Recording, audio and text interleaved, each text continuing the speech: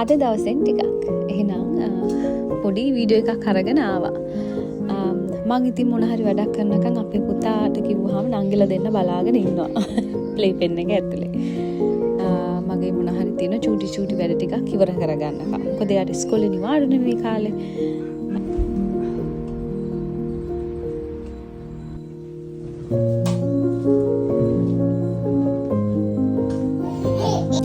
ඊට පස්සේ පුතා ඇවිල්ලා කොයාගේ කොණ්ඩේ වැදිලා කොණ්ඩේ කපන්න. ඔක්කොම වැඩ ඉවර වෙලා එයාගේ කොණ්ඩේ කැපුවා.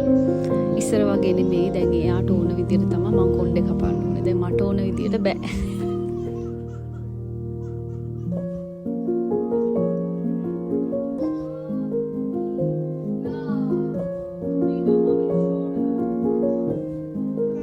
ප්ලේ පෙන් එක ගත්තේ පොඩි දෙන්නා තියලා තියන්න උනාට සෑම් ගෙදර ඉන්නකොට එයත් ඒක අස්සේ.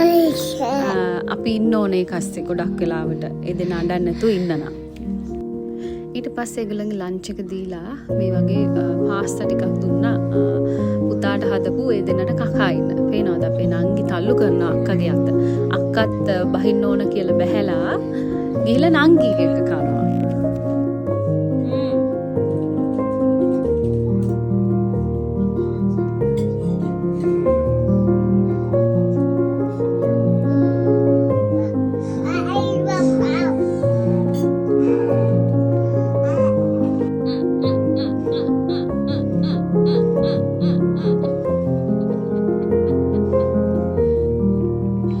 පස්සේ අපි ලෑස්ති වුණා පොඩ්ඩක් අද එළියට යන්න. මගෙන් මේක ගැන අහලා තිබුණා. මම මේක ගැන කලින් කියලා තියෙනවා. ප්‍රෙග්නන්සි එකෙන් පස්සේ මගේ කොණ්ඩේ ගොඩාක් ගියා. මේකට කොණ්ඩේ යන්නේක නවතිනවා කියලා නම් මම කියන්නේ නැහැ. හැබැයි කොණ්ඩේ වවා ගන්න ඕන අයට මේක මම highly recommend කරනවා. ඊට පස්සේ අම්මයි පුතයි වෙනම ගියා. ඒ දෙන සාමාන්‍යයෙන් ලයිබ්‍රරි යනවානේ සතියට එක දවසක්. එදෙනත් එක්කම අපි පොඩි දෙන්නවත් අද එක්කන් යනවා කියලා හිතුවා. ඉතින් මේ පළවෙනි පාර එදෙනවා ලයිබ්‍රරි එකට එක්කන් යනවා.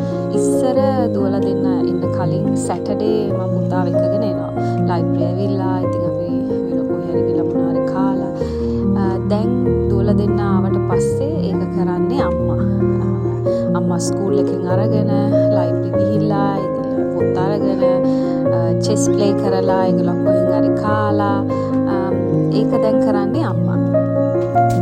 මේනේ අපේ අක්කා බබා ආච්චි ගාවින් හෙල්ලෙන්නේ නැහැ. ආච්චිට හරි ආදරේ.